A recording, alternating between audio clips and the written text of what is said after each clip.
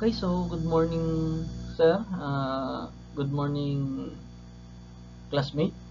So, I was tasked to discuss about the relevance and importance of Microsoft Office in various professional and academic contexts. So, Microsoft Office provides businesses with powerful tools for communication, collaboration, document creation, data analysis, and automation. By leveraging these tools, businesses can streamline their operation, increase productivity, and achieve their growth goals.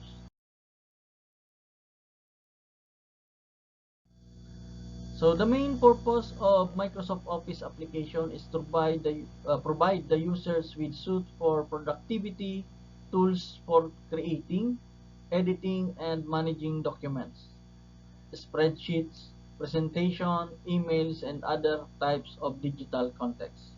Microsoft Office is a collection of various applications such as Word, Excel, PowerPoint, Outlook, and more that are designed to enhance productivity and simplify work-related tasks.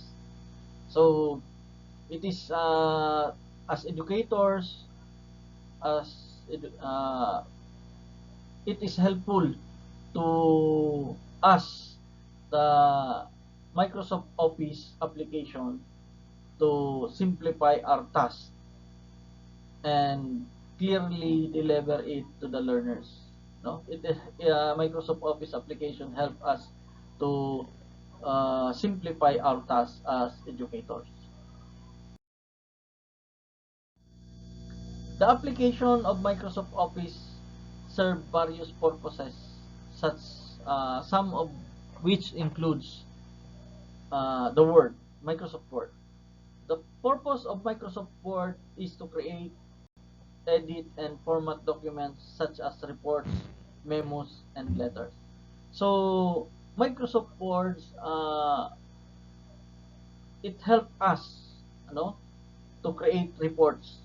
As a teacher, mayroon tayong task na magsusubmit din ng mga reports. So, ito yung ginagamit natin. Letter, request letter, ganon. So, Microsoft Word ang ginagamit natin sa ganitong uh, task. And sa mga students, it is also used by the student, no, for submitting their outputs, no. So pag may mga project tayo, may pinapa-submit tayong project sa mga student, so ang iba ginagamitan ng Microsoft Word. And sa mga businesses, it helps to the businesses or the other professionals to create, no, sabi nga, create a document, letter, no, so request, communication, no, so yun yung ginagamit. Halos lahat ng mga businesses for communication na gumagamit din sila ng Microsoft Word. Microsoft Excel. So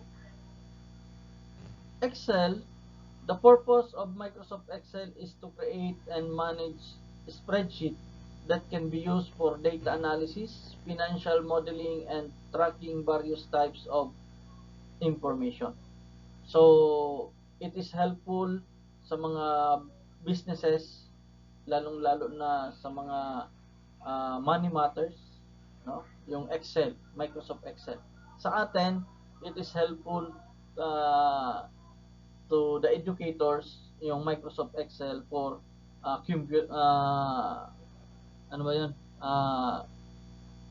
Creating or recording the grades of the students, no? So ginagamit to sa atin sa DepEd, ginagamit na yung e-class record. So sa pamamagitan ng Microsoft Excel, so nandoon yung e-class record na ginagamit. So madali na lang sa atin, pag linagay mo yung mga hinihinging data, automatic maglalabas na yung grade ng estudyante.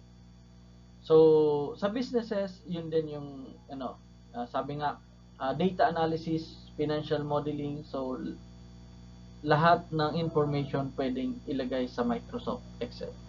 No? So,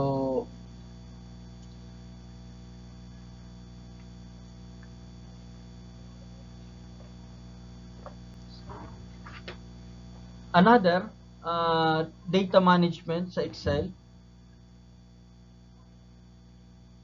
Excel provides the structure organizing platform for managing and analyzing large amount of data. Each spreadsheet format allows user to input, manipulate, and organize data efficiently with feature or like sorting, filtering, and conditional formatting. Ano? Excel enables user to easily navigate and analyze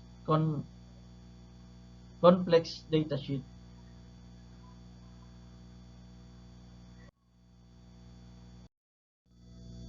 Next is PowerPoint. The purpose of Microsoft PowerPoint is to create and deliver engaging and visually appealing presentation that can be used in various settings such as business meeting, conference, and classroom lectures. So, sa atin, sa education, malaking tulong yung PowerPoint presentation sa classroom.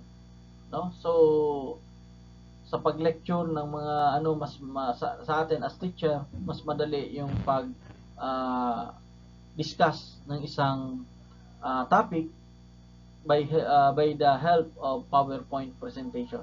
So mas mapapadaling maintindihan kasi pwede tayong gumawa dito ng mga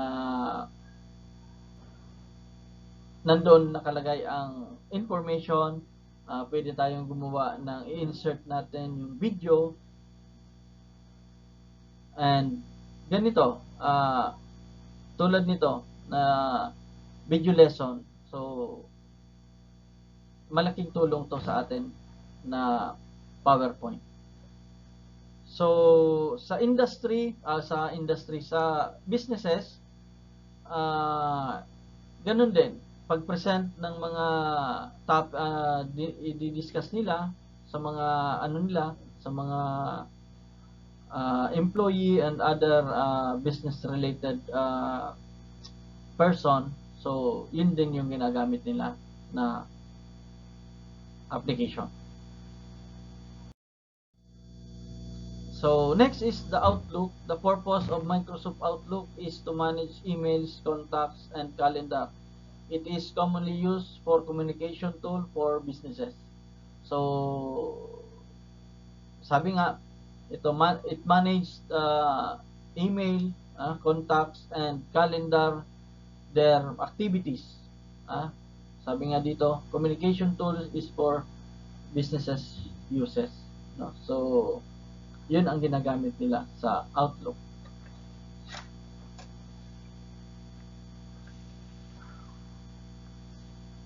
So, that's all and thank you for the day.